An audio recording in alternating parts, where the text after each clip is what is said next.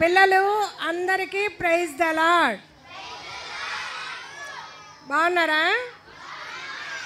2 రోజులు VBS చాలా బాగుంది కదా. ఈరోజు కూడా చాలా బాగుంది. ఇప్పటి వరకు కూడా మనం దేవుణ్ణి స్తుతించి వచ్చాం కదా. అందరికీ మీరు నేర్చుకున్న పాటలన్నీ వినిపించారా? యాక్షన్ సాంగ్స్ పాటలు అందరికీ చూపించారు కదా. చాలా. ఇప్పుడు ఒక చిన్న కథ, ఎక్కువ సమయం తీసుకొని నేను కొంచెం సేపు, ఈరోజు ఆఖరి రోజు కదా, మనకి చాలా ప్రోగ్రామ్స్ ఉంది కదా. కంటత వాక్యాలు స్టేజ్ మీద చెప్పాలి, తర్వాత గ్రూప్స్ చేసుకోవాలి, తర్వాత మరి భోజనాలు ఉంటాయి, అన్నీ ఉంటాయి. సరేనా? సరే, మౌనంగా ఉండండి. అట్లాగే ఇప్పుడు నేను 1 అని చెప్పినప్పుడు అందరూ భాష పెట్టలేసి కూర్చోవాలా. 2 అనగానే చేతులు కట్టుకోవాలా. 3 అనగానే నోటి మీద వేలేసుకోవాలి. ఇట్లా లెసన్ అయిపోయేంత వరకు తీయకూడదు. సరేనా? నేను ఇప్పుడు చూపిస్తా చూడండి. 1, అందరూ సిట్ ప్రాపర్లీ, అందరూ భాష పెట్టలేసుకొని కూర్చోవాలి. ఎవరు కాళ్ళు అటు ఇటు ఏం చేయకూడదు. 2, 3 లెసన్ అయిపోయేంత వరకు ఈ వేలు తీయకూడదు. ఒకవేళ మనం మాట్లాడాలన్నా కూడా ఈ వేలు ఇక్కడ ఉన్నా కూడా మాట్లాడవచ్చు కదా. ఏదైనా ప్రశ్నలు అడిగినప్పుడు జవాబు చెప్పాలంటే ఈ వేలు ఇలాగే పెట్టుకొని మనం మాట్లాడవచ్చు. సరేనా? మీరు మంచి పిల్లలు, అలాగే కళ్ళు మూసుకోండి. ఇప్పుడు మోకరించాలంటే మళ్ళీ డిస్టర్బ్ అవుతారు. ఒక చిన్న ప్రార్థన చేసి మనం పాఠం ప్రారంభించుకుందాం. ప్రేమ గల పరలోకపు తండ్రి, జీవం కలిగిన దేవా, కృపా సత్య సంపూర్ణుడా, మీ ఘనమైన నామాన్ని బట్టి మీకు ఎన్నో వందనాలు స్తోత్రాలు చెల్లించుకుంటున్నాను ప్రభా. అద్వితీయ సత్య దేవుడవు, మారని మార్పులేని దేవుడవు ప్రభా, మీకు ఎంతో వందనాలు స్తోత్రాలు చెల్లించుకుంటున్నాను ప్రభా. కొమరవోలు గ్రామాన్ని మీరు ప్రేమించిన వారే, మీరు ఏర్పాటు చేసుకున్న ఈ సమాధాన గృహ దీపస్తంభాన్ని బట్టి మీకు ఎంతో వందనాలు దేవా. ఈ యొక్క మందిరం ద్వారా మీరు జరిగిస్తున్న ప్రతి పరిచర్యను బట్టి కూడా మీకు ఎంతో వందనాలు. ప్రత్యేకంగా మా చిన్న బిడ్డలను ప్రేమించిన వారే, ఈ సంవత్సరం కూడా మీరు ఏర్పాటు చేసిన VBS పరిచర్యను బట్టి మీకు ఎంతో వందనాలు. గత 2 దినాలు కూడా ఎంతో జయకరంగా మా తండ్రి జరిగించారు. అనేక మంది బిడ్డలను తీసుకొచ్చారు. బిడ్డలని మాటలు విన్నారయ్యా. వారి హృదయాల్లో భద్రం చేసుకోవడానికి సహాయం చేయండి. ఈ దినం కూడా మా తండ్రి చివరి దినంలో ఇంతవరకు కూడా బిడ్డలు ప్రొసెషన్గా వెళ్ళి దేవా, మీ రాజ్య సువార్తను మా తండ్రి చిన్న బిడ్డలు ఆ చిన్న నోటితో ప్రకటించి వచ్చారు ప్రభా. పాటల ద్వారా నీ సువార్తను ప్రకటించారు. అందుకే మీకు ఎంతో వందనాలు స్తోత్రాలు చెల్లించుకుంటున్నాను దేవా. సహాయం చేయండి ప్రభా. బాలుర యొక్క చంటి పిల్లల యొక్క స్తుతుల మూలంలో నేను ఒక దుర్గాన్ని స్థాపిస్తానన్నారు కదా మా ప్రభా. మా బిడ్డల యొక్క మా తండ్రి స్తుతుల మూలాన ఒక సాతాను మా పారదోరగలిగే గొప్ప దుర్గాన్ని మా తండ్రి మీరు స్థాపించి మా ప్రభా, ఈ కొమరవోలు గ్రామానికి మీరే మా తండ్రి నేను మేలు చేయమని బ్రతిమలాడుకుంటూ వస్తున్నాను దేవా. సహాయం చేయండి. ఈ చివరి దినం చివరి లెసన్లో కూడా కొద్ది మాటలు బిడ్డలతో మా తండ్రి పంచుకోవడానికి కావాల్సిన కృప అనుగ్రహించండి. అయోగ్య దాసురాలను ప్రభు, నాలో నాకే సామర్థ్యం లేదు, ఎంతో అజ్ఞానిని అన్ని సన్నిధిలో ఒప్పుకుంటున్నాను. దయతో మీ జ్ఞానం ఇస్తే తప్ప నేను చెప్పలేనని నా నిస్సహాయ స్థితిని మీ పాదాలు చెంత ఒప్పుకుంటూ దేవా, బిడ్డలకు నాకు కూడా మా తండ్రి ఈ మాటలు ఎంతో ప్రయోజనకరంగా చేయమని మీ చేతులకు అప్పగించుకుంటూ యేసుక్రీస్తు వారి ఘనమైన నామంలో స్తుతించి ప్రార్థించి వేడుకుంటున్నాం తండ్రి. ఆమేన్. Very good. అట్లాగే కూర్చున్నారు కదా మీరు. చాలా మంచి పిల్లలు, చక్కగా నేర్చుకుంటున్నారు, పాటలు పాడుతున్నారు. సరే, ఇప్పుడు మనం ఒకసారి 3 రోజులు ఏం జరిగిందో జ్ఞాపకం చేసుకుందామా? మరి మొదటి రోజు ఎవరిని గురించి తెలుసుకున్నారు మీరు?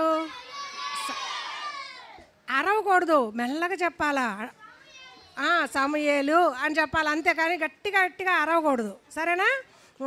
సరే, సమూయేలుని నేర్చుకున్నప్పుడు సమూయేలు కొరకు ఎవరు ప్రార్థన చేశారు? హన్నా. Very good. హన్నా ప్రార్థన చేసి వాళ్ళ తల్లి మరి దేవుణ్ణి అడిగితే దేవుడు ఏం చేశాడు? సమూయేలుని ఇచ్చాడు. తర్వాత సమూయేలు ఏం చేశాడు? దేవుని మందిరానికి తీసుకురాబడ్డాడు, దేవునికి ఇష్టడుగా జీవించాడు కదా. తర్వాత ఏమయ్యాడు సమూయేలు?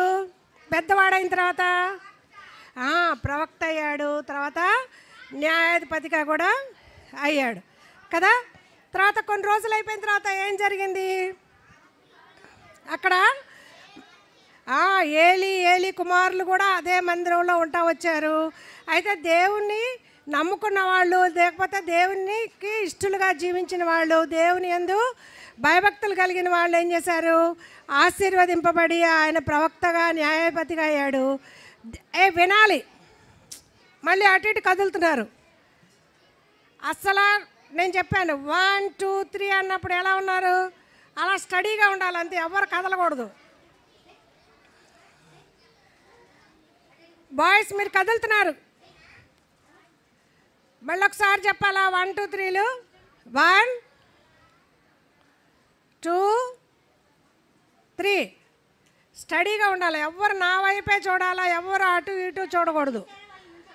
ఇదిగో ఎవరు గొడవ చేస్తే ఆంటీ నిలబెడతారు. సరేనా? సరే. అయితే ఇప్పుడు ఎవరైతే దేవుని మాటలు వినకుండా చెడ్డ పిల్లలుగా ఉన్నారో వాళ్ళు ఏమైపోయారు? ఏలి కుమారులు చనిపోయారు కదా. దేవుని మాటలు వినకపోతే దేవుడు ఏం చేస్తాడు?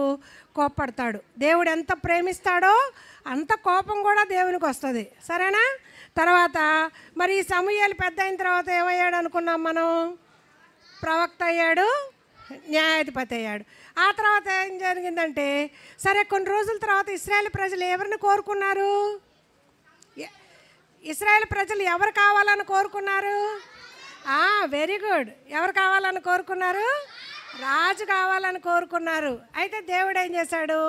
సరే మీకు రాజుని ఇస్తానులే, నేనే రాజులకు రాజుని ప్రభులకు ప్రభునైతే నన్ను కాదని మీరు లోక సంబంధమైన రాజు కావాలని కోరుకుంటున్నారు కాబట్టి ఇస్తానులే మీకు అని చెప్పి ఏం చేశాడు? ఎవరినిచ్చాడు రాజుగా? రాజు ఎవరు? ఇశ్రాయేల్ ప్రజల మొట్టమొదటి రాజు ఎవరు? Very good. ఎవరు? సౌలు. సౌలుని దేవుడు రాజుగా చేసుకున్నాడు. అయితే సౌలు కొన్ని రోజులు రాజ్యం పరిపాలన చేసిన తర్వాత ఒక సందర్భం వచ్చినప్పుడు ఏం చేశాడు? దేవునికి ఇష్టమైన పని చేయాల కదా. బలి అర్పించాలంటే ఎవరు అర్పించాలా బలి? కానీ ఎవరు అర్పించారు? రాజు అర్పించాడు కదా. రాజు అర్పించడం వల్ల దేవుని కోపం వచ్చి ఏం చేశాడు? సౌలుని రాజుగా ఉండకుండా తీసేశాడు కదా. సౌలుని రాజుగా ఉండకుండా తీసేస్తే అప్పుడేం చేస్తా వచ్చాడు? సమూయేలు ఏం చేశాడు? సమూయేలు ఏం చేశాడు? ఏడుస్తూ ఉన్నాడు కదా. అయ్యో దేవుడు ఎంతో ప్రేమించి రాజునిస్తే ఈ రాజు ఇట్లా చేశాడని ఏడుస్తూ ఉంటే దేవుడు ఏం చేశాడు? సమూయేలుకి నువ్వు ఏడవద్దు, నేను మళ్ళీ ఇంకో రాజుని ఇస్తానని చెప్పి రాజు కోసం ఒక చోటకు పంపించాడు. ఎక్కడికి పంపించాడు? Very good. అబ్బా భలే నేర్చుకున్నారే కేజీ పిల్లలు. Very good. బెత్లెహేమ్కి పంపించాడు. బెత్లెహేమ్కి పంపిస్తే అక్కడ ఎవరిని ఏర్పాటు చేసుకున్నాడు రాజుగా? దావీదుని కదా. దావీదుని రాజుగా ఏర్పాటు చేసుకున్నాడు. అయితే దావీదు ఏం పని చేస్తా వచ్చేవాడు? దావీదు గొర్రెల కాపరిగా ఉన్నటువంటి దావీదుని ఏం చేశాడు? రాజుగా చేశాడు కదా. ఎందుకని చేశాడు రాజుగా? దావీదుని ఎందుకు గొర్రెల కాపరిని రాజుగా చేశాడు? దేవుని యందు భయభక్తులు కలిగిన వాడుగా ఉన్నాడు. ఈ VBS థీమ్ ఏంటి మనకి? దేవుని యందు భయభక్తులు కలిగి ఉండుడి. ఒకసారి నాతో పాటు చెప్పండి అందరూ. దేవుని యందు భయభక్తులు కలిగి ఉండుడి. ప్రసంగి 12:13. ఎప్పుడైతే దేవుని యందు భయభక్తులు కలిగి ఉంటామో మనం ఎంత చిన్న వాళ్ళమైనా సరే దేవుడు ఏం చేస్తాడో మనం పెద్దోళ్ళు అయిన తర్వాత ఒక పెద్ద ఉన్నతమైన స్థానంలోనికి మనల్ని తీసుకెళ్తాడు. అట్లా తీసుకెళ్ళాలంటే ఏం చేయాలా? చిన్నప్పటి నుండే దేవుని యందు భయభక్తులు కలిగి ఉండాలి. మరి ఆ దేవుని యందు భయభక్తులు ఎలా వస్తాయి మనకి? దేవుని యందు మనకు భయభక్తులు ఎలా వస్తాయంటే యేసుక్రీస్తు ప్రభువుని మన సొంత రక్షకునిగా అంగీకరించాలి. మన కోసం, మన పాపాల కోసం ఈ లోకానికి ఎవరు వచ్చారు? యేసయ్య వచ్చాడు కదా. మన పాపాలన్నీ కూడా ఆయన శిలువ మీద వేసుకొని మన పాపాల కొరకు ఆయన ప్రాయశ్చిత్తం చేయబడి చనిపోయి సమాధి చేయబడి తిరిగి లేచిన వాడుగా ఉంటా ఉన్నాడు. అయితే ఈరోజు మన పాఠం ఏంటంటే, ఇప్పుడు దావీదు మరి గొర్రెల కాపరి అయినటువంటి దావీదుని రాజుగా చేశాడు. అయినప్పటికీ ఇంకా ఆయన రాజ్యంలోనికి రాలేదు కానీ దేవుడు అలా ఏర్పాటు చేసుకొని ఉంచాడు. అయితే ఇప్పుడు దావీదు ఏం పని చేస్తున్నాడంటే, దావీదు మరి గొర్రెల కాపరి కాకుండా ఇంకొక పని కూడా చేయగలడు. ఏం పని చేస్తాడు తెలుసా మీకు? మ్యూజిక్ వేస్తాడంట. ఏం వేస్తాడు? మ్యూజిక్. మంచి మ్యూజిషియన్ కదా, మ్యూజిక్ వేస్తారు, ఇట్లా గిటార్ వేస్తారు, అన్ని మ్యూజిక్ ఇన్స్ట్రుమెంట్స్ ప్లే చేస్తారు కదా, అట్లా చాలా బాగా మ్యూజిక్ ప్లే చేయగలడంట. అయితే ఈ సౌలు రాజు దేవునికి ఇష్టడుగా లేడు కదా. ఏం చేశాడు ఆయన? దేవునికి ఇష్టమైన పని, ఇష్టం లేని పని చేసి ఏం చేశాడు? మరి బలి అర్పించినప్పుడు ప్రవక్త అయిన సమూయేలు రాకముందే బలి అర్పించేసి దేవునికి కోపం తెచ్చాడు కనుక ఇప్పుడు ఏం చేశాడు? ఎప్పుడైతే దేవునికి ఇష్టంగా మనం ఉంటామో దేవుని యొక్క ఆత్మ మనలోనికి వస్తుంది కదా. దేవుని యొక్క ఆత్మ మనలోనికి వస్తుంది. ఎప్పుడైతే దేవునికి ఇష్టంగా ఉండమో ఈ ఆత్మ వెళ్ళిపోయి ఏమొస్తుంది లోపలికి? సాతాను యొక్క ఆత్మ లోపలికి వస్తుంది. ఇప్పుడు ఈ సౌలుకు కూడా అట్లాగే అయ్యింది. ఎప్పుడైతే ఈ సౌలు దేవుని మాట వినకుండా తన ఇష్టానుసారంగా ఉన్నాడో అప్పుడేమైపోయింది? దేవుని ఆత్మ వెళ్ళిపోయి దురాత్మ లోపలికి వచ్చేసింది. ఎప్పుడైతే దురాత్మ లోపలికి వచ్చిందో అప్పుడు ఏం చేసేవాడో తెలుసా?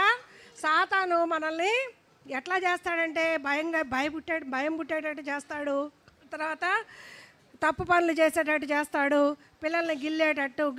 ఇవన్నీ ఎవరి పనులు తెలుసా మీకు? సాతాను పనులు. ఇప్పుడు మీరు అల్లరి చేస్తున్నారంటే అది ఎవరు చేయిస్తున్నారు మీ చేత? మరి సాతాను మాట వినొచ్చా మనం? ఎవరి మాట వినాలా? దేవుని మాట వినాలంటే మీరు మౌనంగా కూర్చోవాలా, అటు ఇటు కదలకూడదు, సరేనా? ఇక్కడ ఏం జరుగుతూ వచ్చిందంటే ఎప్పుడైతే సౌలు, ఇక్కడ చూడండి, ఇక్కడ సౌలు మరి దేవుని యొక్క ఆత్మ వెళ్ళిపోయి ఆయన మీదకి ఏమొచ్చింది? ఇప్పుడు దురాత్మ వచ్చినప్పుడు సౌలుకి చాలా భయం పుట్టేదంట. భయం కలిగినప్పుడు అప్పుడు ఏం చేసేవాడంటే దావీదు తను మంచి మ్యూజిక్ ప్లే చేస్తాడని చెప్పాం కదా. ఇప్పుడు అన్న వాళ్ళు అట్లా ప్లే చేస్తున్నారు మ్యూజిక్, అట్లాగా ప్లే చేసేవాడు. అక్కడ ఎప్పుడైతే దావీదుకి మరి ఇక్కడ సౌలుకి దురాత్మ వచ్చి భయం కలిగిందో అప్పుడంతా కూడా వచ్చి ఏం చేసేవాడంటే ఇక్కడ దావీదు మ్యూజిక్ ప్లే చేస్తూ వచ్చేవాడు. దావీదు మ్యూజిక్ ప్లే చేస్తాడు. చూసారా ఇక్కడ పక్కన ఉన్నాడా? ఏం చేస్తున్నాడు దావీదు ఇక్కడ కదా? మ్యూజిక్ ప్లే చేస్తున్నాడు. ఇక్కడ మ్యూజిక్ ప్లే చేసినప్పుడు అప్పుడు ఆయన కొంత నెమ్మది పొందేవాడంట. అట్లా ఉంటే సరే, ఇట్లా రోజులు గడుస్తూ ఉన్నాయి. అక్కడ ఇదిగా చూడండి, ఇక్కడ మరి ఎక్కడున్నాడు దావీదు? బెత్లెహేంలో ఉన్నాడు. బెత్లెహేంలో వాళ్ళ ఇంట్లో ఉన్నాడు అనమాట. ఈ మ్యాప్ కూడా ఇంతకు ముందు చూశారు కదా. బెత్లెహేం ఇక్కడ ఉంది. ఇక్కడ బెత్లెహేం కనబడుతుందా? బెత్లెహేంలో దావీదు ఉంటా ఉన్నాడు. దావీదు బెత్లెహేం ఉంది. ఇక్కడ బెత్లెహేంలో ఉన్నప్పుడు వద్దు, ఈ బెత్లెహేంలో ఉంటా ఉన్నాడు. సరే, ఈ బెత్లెహేంలో ఉన్నప్పుడు ఇక్కడ ఏమైందంటే అక్కడ మరి ఇశ్రాయేల్ ప్రజలు ఎవరి ప్రజల వాళ్ళు? ఇశ్రాయేల్ ప్రజలు ఎవరి ప్రజలు వాళ్ళు? దేవుని ప్రజలు కదా. దేవుని ప్రజలైతే ఇక్కడ బెత్లెహేంలోనేమో దేవుని ప్రజలు ఉన్నారు. అయితే ఇక్కడ మోయాబు, ఇక్కడ ఫిలిస్తియా అని ఇక్కడ కనబడుతుందా? ఫిలిస్తియా. ఇక్కడ ఈ ఫిలిస్తియా దేశానికి ఒక రాజు ఉన్నాడు. ఎవరో తెలుసా మీకు? ఆయన గొల్యాతు. ఈ ఫిలిస్తీన్ల రాజు ఎవరు? గొల్యాతు. ఈ ఫిలిస్తీన్ల రాజు ఏం చేశాడంటే ఒకసారి ఎట్లయినా సరే నేను ఇశ్రాయేల్ ప్రజల మీదకి యుద్ధానికి వెళ్ళాలా, యుద్ధానికి వెళ్ళి వాళ్ళని నేను జయించాలా, ఆ ఇశ్రాయేల్ దేశం అంతా కూడా నా సొంతం చేసుకోవాలా అని చెప్పి ఏం చేస్తూ వచ్చాడంటే ఇశ్రాయేల్ ప్రజల్ని భయపెడతా వచ్చాడు కదా. కొంతమంది భయపెడతారు కదా. భయపెడితే ఇక్కడ వస్తూ ఉన్నాడు చూడండి. ఇక్కడ ఏం చేస్తున్నాడు? ఇక్కడ ఏం చేస్తున్నాడంటే ఉదయం నుండి సాయంత్రం వరకు ఇక్కడ ఈ ఫిలిస్తీన్ల రాజు అయినటువంటి గొల్యాతు, ఇతను ఎంత ఉంటాడో తెలుసా? 9 అడుగులు ఎత్తుంటాడంట. 9 అడుగులు అంటే ఎంతో తెలుసా? 11 అమ్మా, చాలా ఎత్తుంటాడు అనమాట. అయితే అంత ఎత్తున్నటువంటి వాడు చాలా బలంగా ఉంటాడు. చూసారా? ఈ యొక్క యుద్ధ కవచాలన్నీ తొడుక్కున్నాడు. ఇవన్నీ వేసుకొని ఇంకా వస్తున్నాడంట. వచ్చి ఇశ్రాయేల్ ప్రజలారా, మీలో ఎవరైనా నాతో యుద్ధం చేయడానికి వచ్చేవాళ్ళు ఉన్నారా? ఎవరైనా ఒకళ్ళు వచ్చి నాతో యుద్ధం చేయండి అని చెప్పి ప్రతిరోజు వచ్చి ఉదయం సాయంత్రం అట్లాగా అంటూ ఉండేవాడంట. ఎప్పుడైతే ఈ రాజు వచ్చి మరి ఈ గొల్యాతు వచ్చి వారు అరుస్తూ ఉంటాడో ప్రజలందరూ భయపడిపోయేవాళ్ళంట. ప్రజలందరూ భయపడిపోయి రాజు కూడా భయపడిపోయేవాడంట.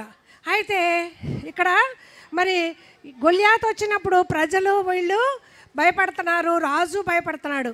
కానీ ఇశ్రాయేల్ ప్రజలు ఎవరి ప్రజలు? దేవుని ప్రజలు. దేవుని ప్రజలు ఎప్పుడు కూడా మనము భయపడకూడదు. ఎందుకంటే దేవుని ప్రజలు ఎవరిని కలిగి ఉన్నారంటే దేవుని కలిగి ఉన్నారు. అందుకని దేవుని యొక్క వాక్యం ఏం చెప్తుందంటే, మొదటి యోహాను పత్రిక 4వ అధ్యాయము 4వ వచనంలో, మీలో ఉన్నవాడు లోకంలో ఉన్నవానికంటే గొప్పవాడు కదా. మనలో ఉన్నవాడు ఎవరైతే యేసుక్రీస్తు ప్రభుని హృదయంలో చేర్చుకుంటారో ఆ హృదయంలో ఉన్నటువంటి యేసు ప్రభు లోకంలో ఉన్నటువంటి మానవులకి లేకపోతే ఎవరికంటే కూడా ఆయనే గొప్పవాడు. ఆయన ఛాంపియన్ అనమాట. ఆయన్ని మించిన వాళ్ళు ఎవరు కూడా లేరు. కాబట్టి మనం ఎవ్వరికి కూడా భయపడకూడదు. కానీ ఇశ్రాయేల్ ప్రజలు ఏం చేస్తున్నారు? అది మర్చిపోయారు. అరే, మనలో ఉన్నవాడు లోకంలో ఉన్నవానికంటే గొప్పవాడు కదా, ఎందుకు మనం భయపడాలి అనుకోకుండా వీళ్ళు ఏం చేస్తున్నారు? ఆ రాజుకి భయపడతా వచ్చారు. భయపడతా వస్తే సరే ఇలా జరుగుతూ ఉంది కొన్ని రోజులు. ఇతను గొల్యాతు వచ్చి రోజు అట్లా చెప్తా ఉన్నాడు, అరుస్తూ ఉన్నాడు. ప్రజలందరూ కూడా భయపడతా ఉన్నారు. ఇప్పుడు రాజు కూడా ఏం చేస్తున్నాడు? యుద్ధానికి సిద్ధపడతా ఉన్నాడు. మరి యుద్ధం వచ్చేస్తుంది, ఏం చేయాలని చెప్పి తన దగ్గర ఉన్నటువంటి సైనికులకు కూడా కొంతమందికి ట్రైనింగ్ ఇస్తూ ఉన్నాడు. ట్రైనింగ్ ఇస్తూ ఉంది. యుద్ధ భూమిలో యుద్ధాన్ని చేయడానికి వాళ్ళు రెడీ అవుతున్నారు. అటువంటి పరిస్థితుల్లో ఈ యుద్ధ భూమిలో దావీదు యొక్క అన్నలు కూడా అక్కడ యుద్ధానికి వెళ్తారనమాట. వెళ్తే ఒకరోజు ఏం చేస్తాడు? వాళ్ళ నాన్న దావీదుని పిలుస్తాడు. దావీదుని పిలిచి ఇక్కడ చెప్తాడు అనమాట, దావీదు నువ్వు ఒకసారి మరి యుద్ధ భూమిలో అన్నయ్య వాళ్ళు ఉన్నారు కదా, అన్నయ్య వాళ్ళు ఎలా ఉన్నారో మరి వాళ్ళ దగ్గరికి నువ్వు వెళ్ళి నేను కొన్ని అన్నయ్య వాళ్ళకి కావాల్సినటువంటి కదా, మనం ఎవరన్నా హాస్టల్లో ఉన్నారనుకో, పిల్లలు చుట్టానికి వెళ్ళినప్పుడు ఏం తీసుకెళ్తారు మమ్మీ వాళ్ళు కదా, ఆహారాన్ని కదా, తినడానికి పిండి వంటలు కదా, అవన్నీ తీసుకొని వెళ్తారు. అట్లాగే వీళ్ళ నాన్న కూడా ఏం చేస్తాడంటే అన్నయ్య వాళ్ళకి కొన్ని మరి పిండి వంటలు ఇస్తాను, తర్వాత వాళ్ళ అధికారికి కూడా కొన్ని వస్తువులు ఇస్తాను, అవన్నీ కూడా మీరు తీసుకొని వెళ్ళి వాళ్ళకి ఇచ్చేసి వాళ్ళు ఎలా ఉన్నారు, క్షేమంగా ఉన్నారా, ఏమన్నా ఇబ్బంది పడుతున్నారా, యుద్ధం ఎలా ఉంది ఏంటి అనే విషయాలు నువ్వన్నీ కనుక్కొచ్చి నాకు చెప్పాలి అని చెప్పి పంపిస్తాడు కదా. తండ్రి చెప్పిన మాటకు ఏమవుతాడు దావీదు? వెళ్తాడు కదా. వెరీ గుడ్, విధేయత చూపిస్తాడు కదా. నిన్న కూడా మీరు నేర్చుకున్నారు కదా విధేయత గురించి. చెప్పిన వెంటనే వెళ్ళాలి కదా. విధేయత కలిగిన పిల్లలు ఎలా వెళ్తారు? నిన్న కెవిన్ ఏమని చెప్పేవాడు వెళ్ళమంటే? వెరీ గుడ్, భలే గుర్తుపెట్టుకున్నారే. కెవిన్ ఏమనేవాడు? 1 minute అనేవాడు. కానీ దావీదు అట్లా అంట్లా. వాళ్ళ నాన్న ఎప్పుడైతే చెప్పాడో వెంటనే సరే నాన్న నేను వెళ్ళి అన్నయ్య వాళ్ళ సమాచారాన్ని మదిగా మళ్ళీ అందరూ కదులుతున్నారు. మీరు కదులుతుంటే నాకు చెప్పబుద్ధి వేయట్లేదు. చెప్పాలా వద్దా నేను? మరి చెప్పాలంటే మీరు మౌనంగా ఉండాలి. మీకు ఇంట్రెస్ట్గా ఉందా లేదా? ఉంది కదా. మరి మౌనంగా కూర్చోండి, ఒక్క 10 నిమిషాల్లో అయిపోతుంది. సరే, ఇక్కడ వాళ్ళ నాన్న ఏం చేస్తాడంటే దావీదుని పిలిచి వెళ్ళమంటే దావీదు వెంటనే బయలుదేరాడు. కెవిన్ లాగా 1 minute అంటలా వెనకుండా వెంటనే బయలుదేరి సరే నాన్న అని చెప్పి వాళ్ళ అన్నలను కలవడానికి వెళ్తాడు. వాళ్ళ అన్నలను కలవడానికి వెళ్ళినప్పుడు ఇక్కడ వెళ్ళి చూస్తే యుద్ధం జరుగుతూ ఉంది. యుద్ధంకి అన్ని ఏర్పాట్లు చేస్తూ ఉన్నారు. సరే, ఇవన్నీ చేస్తూ ఉన్నప్పుడు ఒక స్వరం వినబడింది దావీదుకి. ఏమని? ఇశ్రాయేల్ ప్రజలారా, మీలో ఎవరైనా ఒకళ్ళు నాతో యుద్ధం చేయడానికి వస్తారా? ఎవరు వస్తారో రండి, నాతో యుద్ధం చేయండి అని గట్టిగా అరుస్తుంటే అప్పుడు దావీదుకి ఆశ్చర్యం వేస్తుంది. అరే, ఈ అరుపులు ఎక్కడి నుండి వినబడుతున్నాయి, ఏంటి ఈ అరుపులు? ఇదిగో చూసారా, ఇక్కడ ఇశ్రాయేల్ ప్రజలందరూ ఇక్కడ ఉన్నారు. ఇక్కడ చూసారా, గొల్యాతు అరుస్తూ ఉన్నాడు, కేకలు పెడతా ఉంటే దావీదుకి ఆ మాట వినబడింది. వినబడిన తర్వాత ఇక వాళ్ళని వీళ్ళని విచారిస్తున్నాడు. ఎవరైనా అంత గట్టి గట్టిగా అరుస్తున్నాడు, ఏం కావాలంట ఆయనకి అని అడుగుతూ ఉన్నాడు.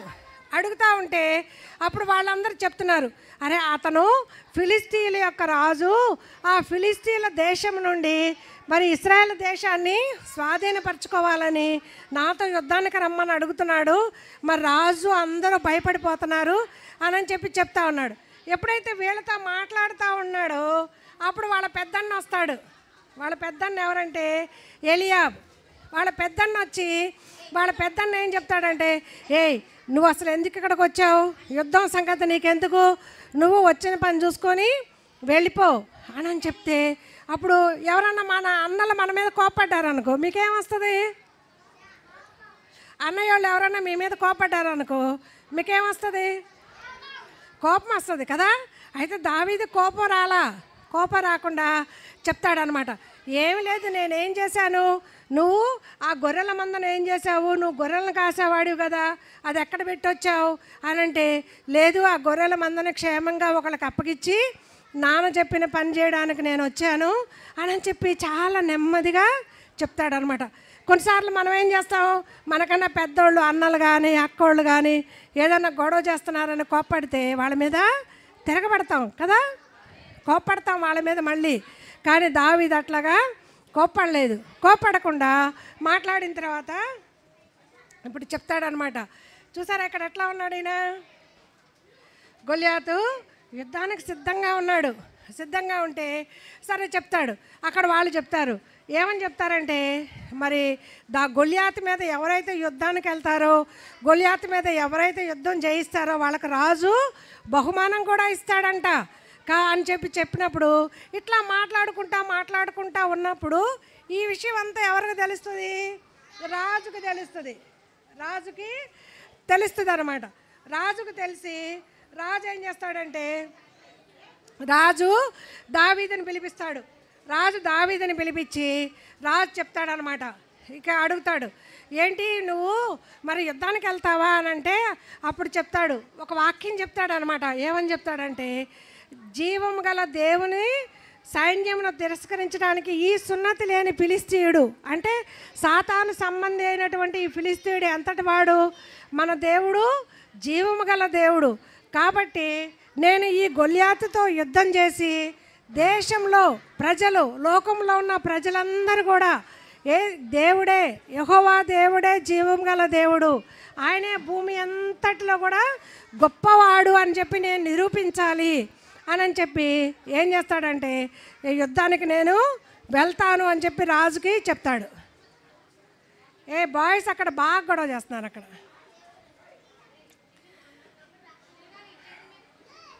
చెప్తాడు.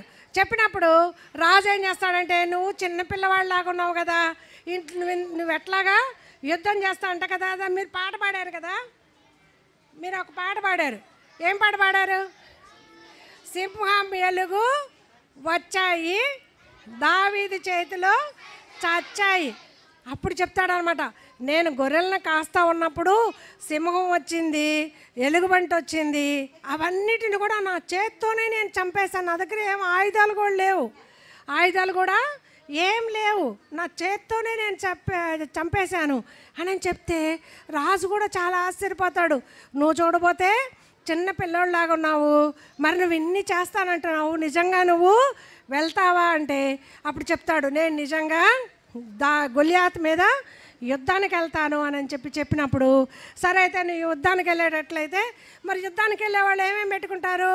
హెల్మెట్ పెట్టుకుంటారు కదా, తర్వాత మరి చేతులకి వేసుకుంటారు, బెల్ట్ పెట్టుకుంటారు, అవన్నీ కత్తి తీసుకుంటారు, అవన్నీ కూడా పెట్టుకుంటారు కదా.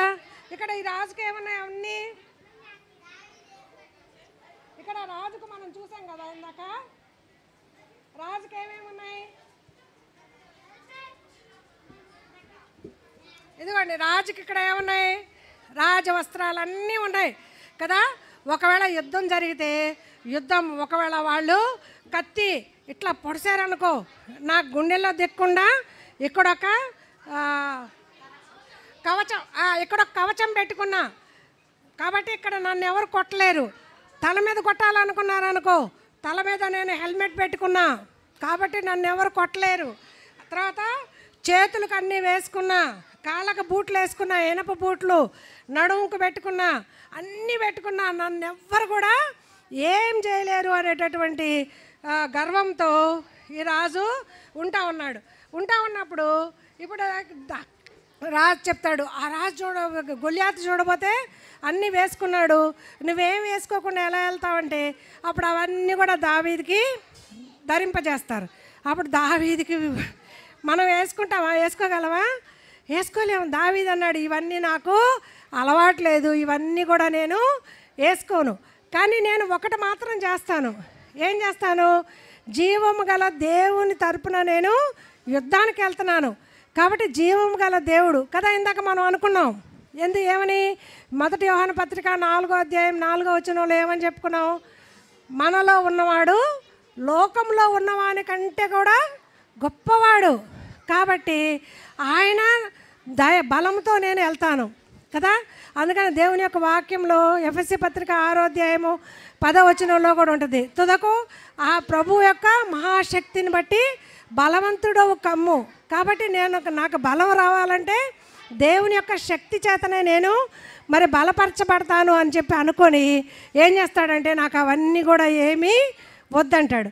వద్దన్న తర్వాత సరే వెళ్తాడు. వెళ్ళిన తర్వాత ఈ రాజు గొల్యాతు చూస్తాడు. గొల్యాతు చూసి నాతో యుద్ధానికి వచ్చింది ఎవరు అని అడుగుతాడు. వెళ్తే నేనే అని చెప్పి దావీదు నిలబడతాడు. నిలబడగానే దావీదుని చూడగానే ఇక ఈ ఒక్క వెకిలి నవ్వుతాడంట.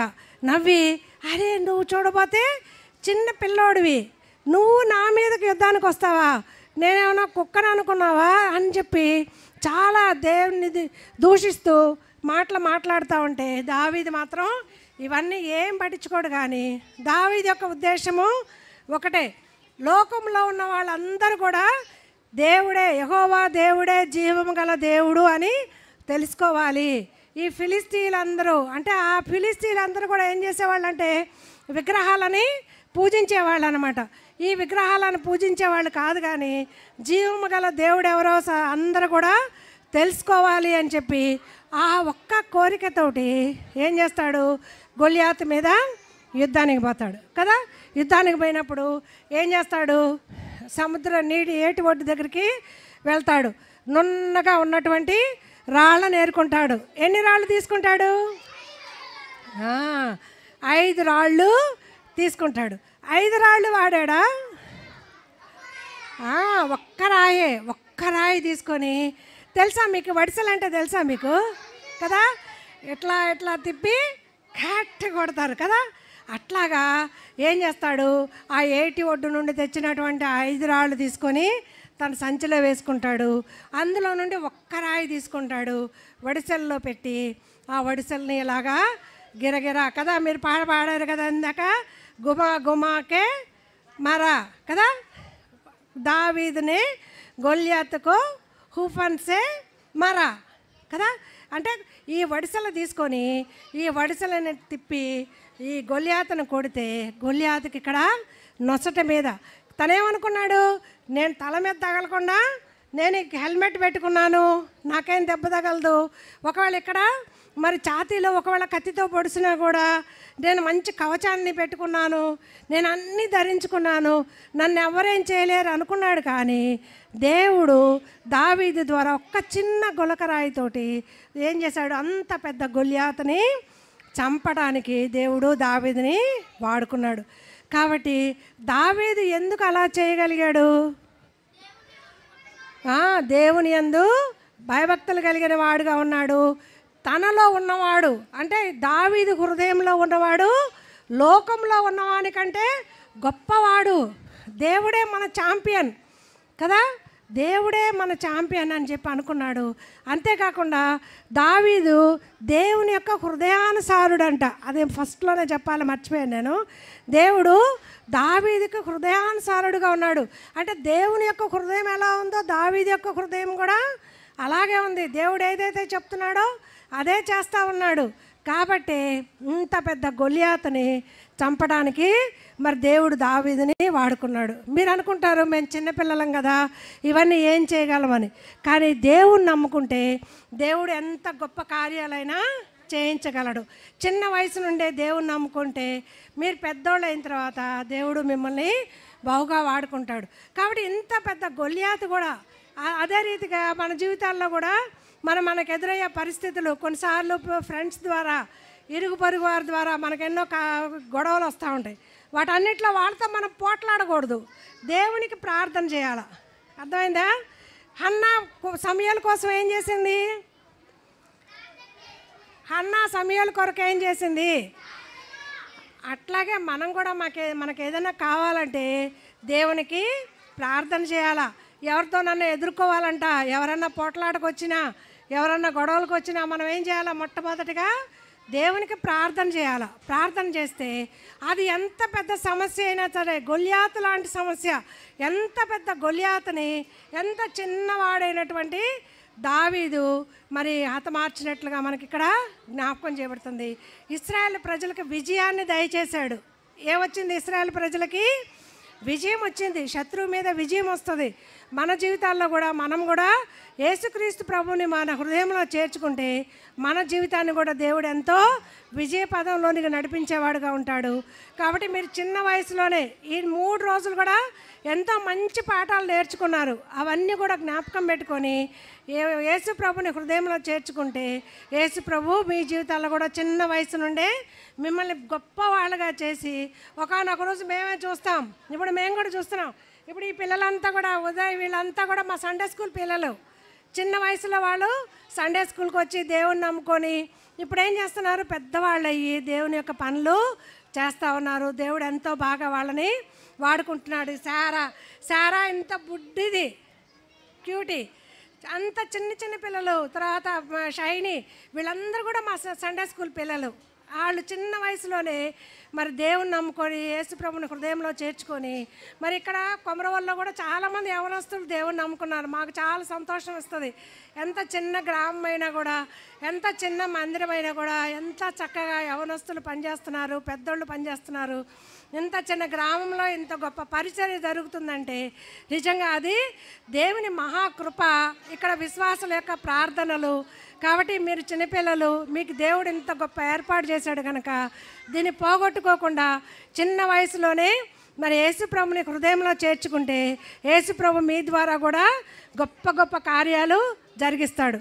కాబట్టి ఇంకా ఎవరైతే యేసుప్రభుని అంగీకరించలేదో ఈరోజైనా సరే యేసుప్రభుని హృదయంలో చేర్చుకోవాలి. అర్థమైందా? యేసుప్రభుని హృదయంలో చేర్చుకోవాలంటే ఒక చిన్న ప్రార్థన చేస్తే చాలు. మీరేం పెద్ద గొప్ప పనులు చేయని అవసరం లేదు. అర్థమైందా? కాబట్టి యేసుప్రభుని హృదయంలో చేర్చుకొని యేసు బిడ్డలుగా జీవించాలి. అలా జీవించినట్లు ప్రభు మనకు సహాయం చేయనుగాక. ప్రార్థన చేసుకో, మోకరించండి. ఒకసారి ప్రార్థన చేద్దాం. అందరి ఒక్క 2 నిమిషాలే టైం. ఇప్పుడు ఇంకెక్కువ సమయం తీసుకొని నేను 2 నిమిషాలే. అందరు పైకి మోకరించి చేతులు జోడించి కళ్ళు మూసుకోవాలా. ఒక్క 2 నిమిషాలు మౌనంగా ఉండండి చాలు. ఎక్కువసేపు అవసరం లేదు. 2 నిమిషాలు చేతులు జోడించాలా. ఇప్పుడు కూడా నేను 1 2 3 అంటాను. 1 అనగానే మోకరించాలా, 2 అనగానే చేతులు జోడించాలా, 3 అనగానే కళ్ళు మూసుకోవాలా. అర్థమైందా? 1. ఇంకెవరో మోకరించలేదు. పైకి లేవాలా. పడుకోవటం కాదు, పైకి లేవాలా. 2.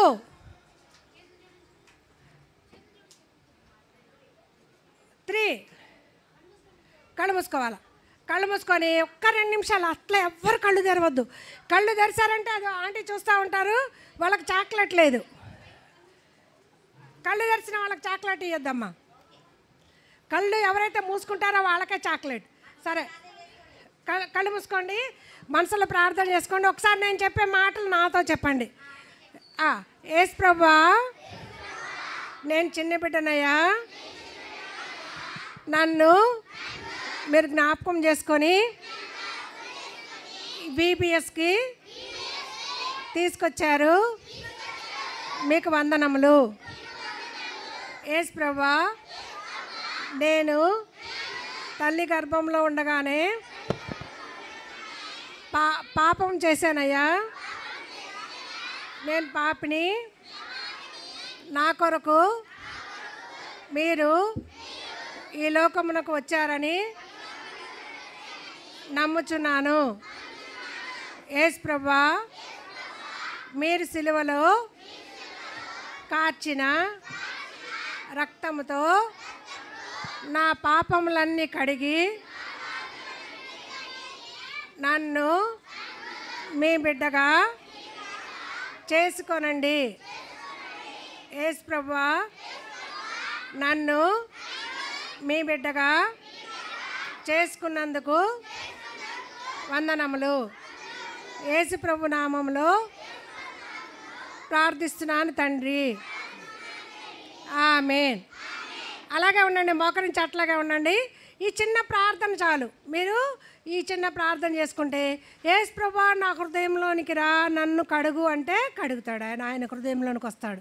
అప్పుడు ఆయన హృదయంలోనికి వస్తే ఈ లోకంలో ఉన్న వాళ్ళందరికంటే కూడా యేసు ప్రభువే గొప్పవాడైపోతాడు. మీరు కూడా గొప్ప గొప్ప పనులు చేస్తారు. ప్రార్థన చేసుకుందాం. ప్రేమగల పరలోకపు తండ్రి, జీవం కలిగిన దేవా, నీ పాదాలకు ఎంతో వందనాలు స్తోత్రాలు చెల్లించుకుంటున్నాను ప్రభా. అయోగ్యురాలను అపాత్రాలనైనా నన్ను కూడా మీరు జ్ఞాపకం చేసుకొని బిడ్డలకు కొన్ని మాటలు బోధించడానికి మీరు ఇచ్చిన కృపకాయ మీకు స్తోత్రాలు. చేయబడిన పరిచర్యపేమి ఉద్రవేము ఎవరైతే హృదయపూర్వకంగా మా తండ్రినైనా ప్రార్థన చేసుకున్నారో అనే బిడ్డలు మీరే జ్ఞాపకం చేసుకోనండి దేవా. ఇచ్చిన బిడ్డలు చిన్న వయసులో విన్న మాట ఏది కూడా వ్యర్థంగా పోకుండా మా తండ్రి వారి భావ జీవితాలకు ఉపయోగపడేలాగా ఉండగలిగినట్లుగా మీరే సహాయం చేయండి. కొమరోలు గ్రామాన్ని మీరు ప్రేమించి ఇచ్చిన ఈ సమాధాన గృహ పరిచర్యను బట్టి మీకు ఎంత వందనాలు.